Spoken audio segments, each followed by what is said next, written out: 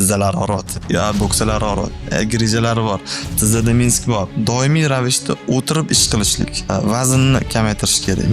Vaznni kamaytirish kerak. Og'ir vazn ham tizzaga nagruska beradi. Lekin shu ne'matni Alloh sal olib qo'ysa, mana shunaqa ne'matim bor ekan degan narsa bo'lib qoladi. Eplab kelgani bor, eplamasdan kelgani bor. Issiq vannani qilishlikning foydasi har qanday kremlar shu tizzani og'rig'ida qanchalik foyda beradi yoki misol uchun zararlimi? Doimiy ravishda tikka turgan holatda, semizlikda qachon biladi? Shu dardga chalingandan keyin biladi.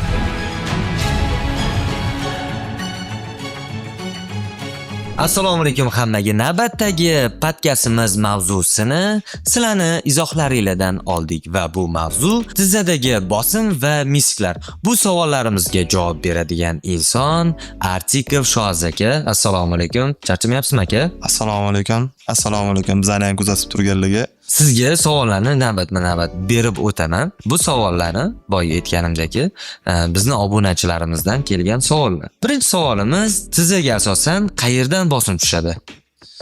Xo'p, tizzaga asosan ikkita tomondan bosim tushadi, tepadan va pastdan. Xo'p, tepadan tushadigan bosim qachon og'riqliroq yoki qachon qaltisroq bo'ladi? Xo'p, doimiy ravishda tikka turgan holatda, semizlikda, keyin zinadan pastga tushganda va yana og'ir yukni ko'targanda tizzaga bosim bo'ladi. Yana yugurganda va sakraganda tepadan bosim bo'ladi. Endi ikkita dedim-ku, tepadan pastdan dedim. Xo'p, endi pastdan keladigan bosim qattiq yerda doimiy ravishda yurganda pastdan zarb keladi. Ya'ni o'sha qadam tashlaganda ham tepadan kelyapti og'ir yuk, ham pastdan kelyapti. Shu doim qadam tashlagan paytda pastdan zarb keladi. Ya'ni kelganda shu minskka uriladi. Xo'p, pastdan keladiganini aytdim, shu qadam yurganda va sakraganda va yana yugurganda qattim tashlaydi oyoqni. Yerga qattim tashlaganda ana o'shanda ham pastdan zarb keladi. Tepadan ham pastdan ham bosim bittada bo'lganda qanaqa holat bo'ladi odamda? O'zi asosan shunaqa bo'ladi. Aytolmayman, tepadan pastdan ikkalovi baravar keladi. Ya'ni tana tizzaga tushyapti, tanani vesi tizzaga tushyapti va yana yerga oyoqni qo'ygan hisobiga uriladi. Endi hozir biz mavzuni mana shu yoritib ketamiz. Mana shu ikkalovi urilayotganda nima bo'ladiganini aytib beraman xudo xolisa. Sekin tushuntirib beraman. Har xil tilda, hamma tushunadigan tilda sekin yoritib beraman xudo xolisa. Aynan bu savolga javob olish uchun podkastimizni oxirigacha kuzatinglar. Navbatdagi savolim, bunday bosimni oldini olish uchun nima qilishimiz kerak? Eng birinchisi vazn kattalashib ketadi-yu. Masalan, semizlik deyiladi. Ortiqcha vazn. Ortiqcha vazn deyiladi. Uzoq vaqt bukilib o'tirishlik. Xo'p, yana doimiy ravishda o'tirib ish qilishlik. Ya'ni bu narsani kim qiladi? Bu narsani ko'proq kitob o'qib o'tiradiganlar, tizzani bukib o'tiradi-ku, kitob o'qib o'tiradiganlarda. Yana zinadan tez tushib chiqadigan paytlarni kimdirlar shunaqa ishlar qiladi. Masalan, tepaga tushib chiqadi. Endi hozir lift rivojlanib ketgan-ku. Shu holatlarda zararlari ko'proq bo'ladi. Hozir zararlarni so'radiz, qaysi holatlarda tizzaga ko'proq bosim tushadi deganingizga, ko'proq o'tirib tizzasini bukib o'tiradigan holatlarda, yana zinadan tez tushib chiqadigan va yana semizlikda. Shunda ko'proq bosim tushadi. Bularni oldini olish uchun nimalarga e'tibor berishimiz kerak, nimalarni qilmasligimiz kerak? Xo'p, birinchi navbatda endi qo'pol bo'lsa ham, xafa bo'lsa ham aytiraman, vaznni kamaytirish kerak. Vaznni kamaytirish kerak. Og'ir vazn ham tizzaga nagruska beradi, og'irlik beradi. Va yana eng qizig'i yumshoq oyoq kiyim. Noqulay oyoq kiyim sababli ham boya aytmanman, oyoq tegidan zarb beradi tizzaga. Noqulay oyoq kiyim ham. Endi bularni oldini olish uchun oyoq kiyim tanlashda ham e'tiborliroq bo'lish kerak. Sababi yumshoq padoshlik yoki yumshoq tagida nima bo'ladi? Ana oyoq tagida astar deydi, nima deydi? Padoshasi shunaqasi deydi. O'shanaqasiga e'tibor bergan holatda oyoq kiyimni ham tanlash kerak. Agar endi любой odam ham misol uchun oyog'i siqadigan bo'lsa, oyoq siqadigan kiyim, oyoq kiyim kiyadigan bo'lsa yoki qattiq oyoq kiyim kiyadigan bo'lsa, nafaqat tizzaga, stopani o'ziga ham, ya'ni o'sha oyoq kaftlariga ham zarar beradi-da. Kuni bo'yi asabingiz buzilib beradi-da. Baland poshni kiyadigan ayollarga nima deysiz bo'lmasa? Hop, bu holatda kiymagan ma'qul deb o'ylayman. O'ylayman va aytaman. Sababi endi ko'chada ko'rasiz-ku, bir xil oyoq baland poshnali oyoq kiyim kiyganda, tufli kiyganda ayollar eplab kiyadigani bor, eplamasdan kiyadigani bor. Bir kuzatsangiz bir xillan tizzasi bukilib ketadi yurayotganda. Hech e'tibor berganmisiz? Qizlarga qaramayman deb qo'ying. Endi sizlar ko'proq qaragan ekansiz, bilmayapti. Yo'q, qaraganda soqol shunaqa. Chunki har qayoqda yursak, masalan, mana Sarvar bilan ko'proq ichida ko'rishamiz boshqa bo'ladi. Qatga qarasak, kimdir oqsoqlanib yurgan bo'ladi, kelamiz o'tiramizda analiz qo'yamiz. Tizzalar orot, yo bo'ksalar orot, grijalari bor, tizzada Minsk bor. Mana shunaqa narsalar. O'sha mana shunaqa narsalarni kuzatib yurganimiz uchun ham shu baland poshnali ayollarni o'sha baland poshnada yurganda har xil holatda kimdir eplab kiyadi, kimdir eplolmasdan kiyadi-da. Shu eplolmasdan kiygani tizzasiga ham va yana boshqa joylariga ham zarar berib qo'yadi-da. Endi eplab kiyadiganiga ham ehtiyot bo'lishligini tavsiya beramiz. Shu ko'zinglar bemor ko'rganda ringni qilib tashlashgan bo'lsa. Shunaqa. Menimcha hammaning sohasi shunaqa bo'lsa kerak. Kimdir kiyim sotsa, qaraydi-da, hamma brend kiyibdi deydi. Kimdir sartarosh bo'lsa sochiga qaraydi-da, hammaqa stilda olayotgan ekan deydi. Hamma o'zining sohasidan kelib chiqib narsasini qiladi-da. Xo'p, yana boya sizga aytib o'tmaganim, qolib ketib qolgani oyoq kiyim, vazn yukli, vaznni sal tashlashga deganim, yana nima qilish kerak emas degan savolingizga sportdan oldin qizib, ya'ni qizib olib, keyin sport bilan shug'ullanish kerak. Shu yana ko'p tizzada o'tiradigan ishlar qilish kerak emas. Ozgina muddat sal bo'lsa ham oyoqni jigirini yozadigan nimadirlar qilib turish kerak. Har qanday kremlar shu tizzani og'rig'ida qanchalik foyda beradi yoki misol uchun zararlimi? Xo'p, mazli haqida so'raysiz. Maz yoki krem, oyoqqa suradigan, belga suradigan, qo'lga suradigan, o'sha endi ismini aytmaymiz, maz deb aytamiz birato'la. Xo'p, bular foyda beradi. Bermaydigani ham bor. Misol tushuntirib o'taman. Hop. Mazlarimiz, masalan, tizzaga suriladigan mazlar bo'ladigan bo'lsa, foyda qanaqa beradi? Ma'lum bir vaqtgacha og'riqni sal kamaytirib turadi. Mushaklarni sal bo'shashtirib berib turadi. Va yana qonni aylanishini yaxshi qilib berishi mumkin. Endi nima qilib bermaydi bu mazlar, nima qilib bera olmaydi desak, ular yalliqlanishni oldini olib bermaydi. Ya'ni sizni yoki bizani yoki kimdir tizzasida Minsk muammosi bo'ladigan bo'lsa, Minsk tiklab bermaydi. Qaytarib tiklab bermaydi. Aytdim boya, o'sha foydasi qanaqa? Vaqtinchalik og'riqni kamaytirib berib turadi. Mushaklarni bo'shashtirib berib turadi. Qon aylanishini yaxshi qilib berib turadi. Mana shunaqa. Lekin davolamaydi. Keling, shu aynan Minsk haqida gaplashamiz. O'zi nima u? Xo'p, Minsk tizza ichidagi yostiqcha bo'ladi. Tizza ichidagi yostiqcha boya aytdim-ku, sizga keyin bosim qanaqa keladi, tepadan, pastdan keladi, deydimi? Xuddi shu narsani hozir mana shu Minsk deb nomladik. Xo'p, Minsk tizza ichidagi yostiqcha bo'ladi. Ya'ni yana nimaga o'xshatamiz? Rezinkaga o'xshatsak ham bo'ladi. Yana nimaga o'xshatamizsa, oddiy, sodda tilda aytadigan bo'lsak, ko'cha tilida mashinani amortizator bo'ladi, xuddi shu vazifani bajarib beradi. Ya'ni tepadan kelayotgan bosimni va yana pastdan kelayotgan bosimni o'zini ichiga oladi. O'zini ichiga oldi degani sizni son suyagingiz bilan boldir suyagingizni bir-biriga urilmasligini, Minsklari, shu pardalari yirtilib, shanaqa bir-biriga ezilmasligini oldini olish uchun ichiga oladi. O'sha hamma yukni ichiga oladi. Endi ichiga olganini misol uchun biz qayerdan bilamiz deganda, bu narsaga aynan shu kasallikka chalingan odamlar biladi. Chunki mana bunaqa narsada mavzudan sal chetga chiqamiz. bu ham bitta ne'matda. Masalan, tizzingiz og'rimaydi-da, sizda bunaqa muammo yo'q-da. Siz qadam tashlab yurib ketaverasiz, sakiraverasiz, zinalarga bemalol tushib chiqasiz. Lekin shu ne'matni Alloh sal olib qo'ysa,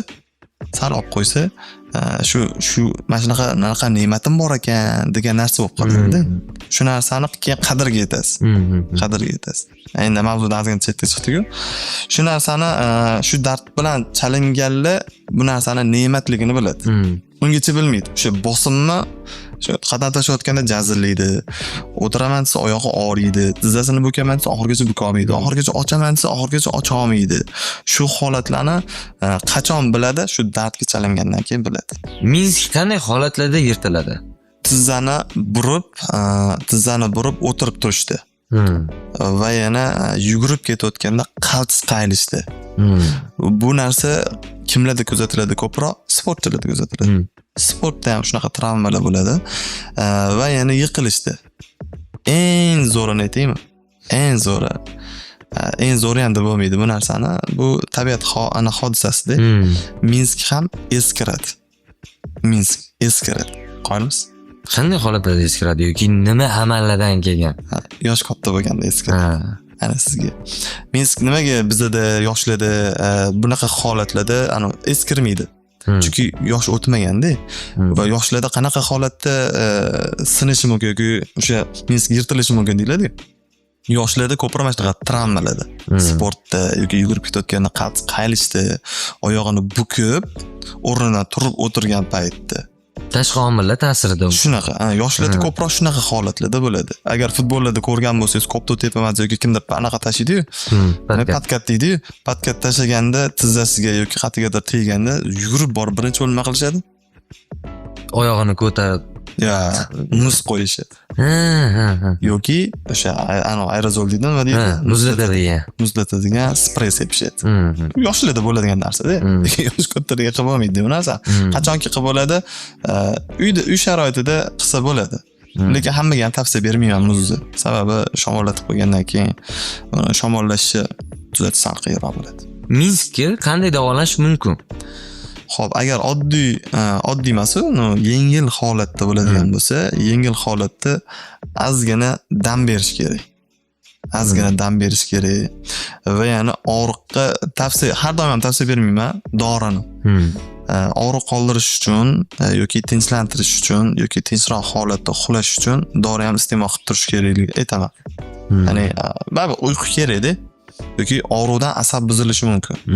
Asab buzilmasligi uchun ham, o'sha og'riqdan sal bo'lsa tinchlanish uchun ham dori iste'mol qilib tursa bo'ladi. Og'riq qoldiruvchi dori iste'mol qilib tursa bo'ladi. Va yana eng muhimi ikkita. Ya'ni shu holatda bittasi nima desa bo'ladi? Natkalenlik deydimi? Ya'ni o'zini o'rab turadigan, tizzaga o'raydigan bandaj o'zbekchasiga. Natkalenlik deydi, bandaj deyiladi.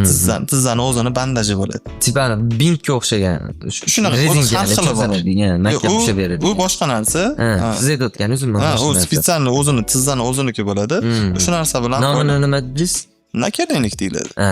Va yana ikkita narsa dedimi? Bittasi bandaj va yana mashq.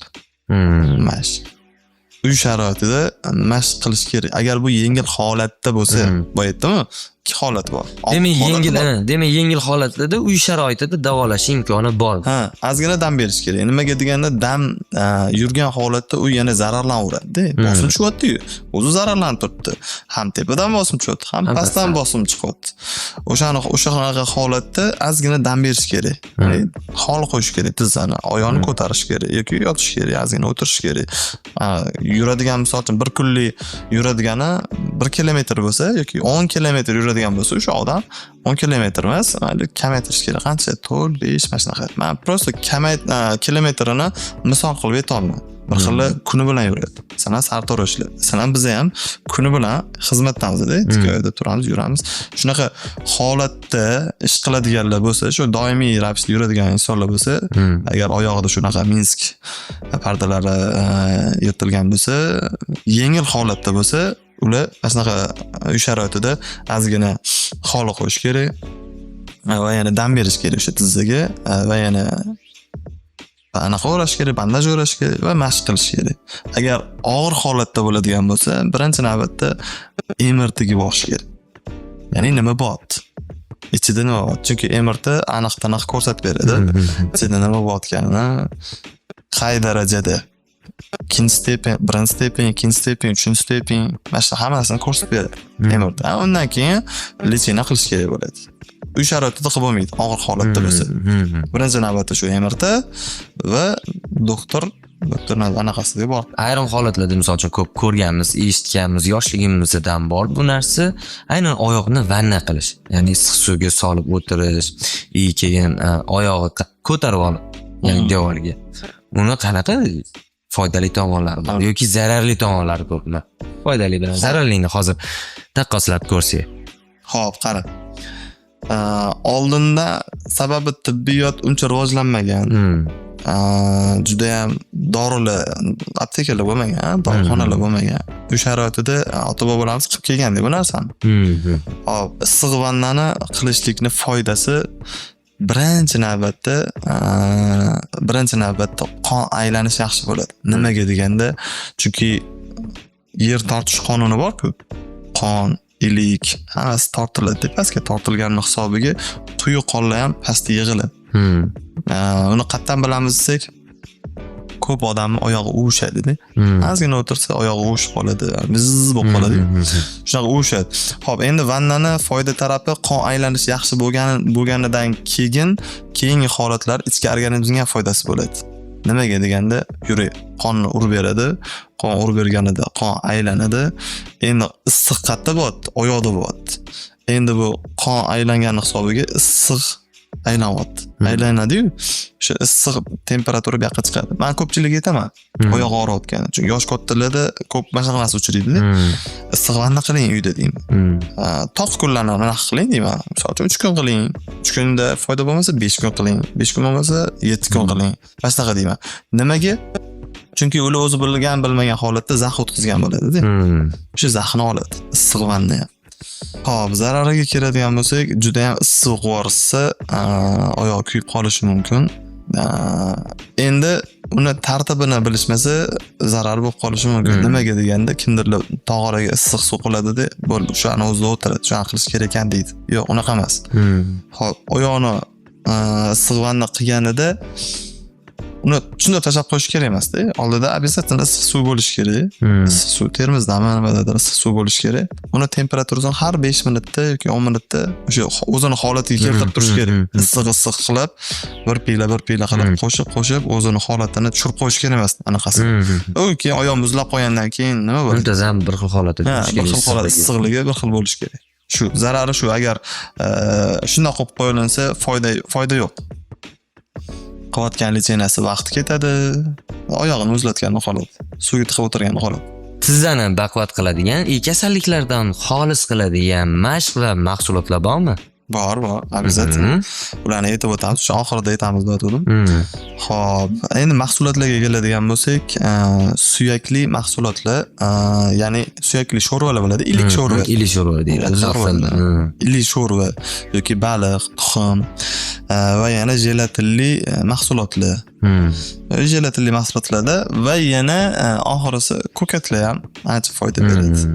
Mahsulotlarimiz hozir shular. Yana bor-ku, endi kamroq bo'lsin deb aniq. Eng muhimlari asosiy gasiga bo'lgan sut mahsulotlari, shunaqalar ham iste'mol qilsa bo'ladi. Ana sekin-sekin men ham doktor bo'lib ketaman. Xudo xohlasa. Eng oddiy mashqlar, uy sharoitida eng oddiy mashqlarni aytib o'taman.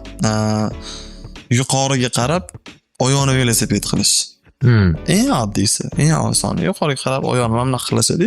Shunaqa mashq qilinadi. Devorga suyangan holatda sekin cho'kilinadi. Yana velosiped boyga aytganim, o'sha agar uy sharoitida bo'lsa o'tirib, shu velosiped haydab, tizzani baquvvat qiladigan mashqlar shular. Mahsulotlar va mashqlarni aytib o'tdim. Navbatdagi suhbatimiz ham o'z nihoyasiga yetdi. Sizda ham shunday savollar bo'lsa, shu video tagiga yozib qoldiring. Bizning mutaxassislar sizga albatta javobini berishadi.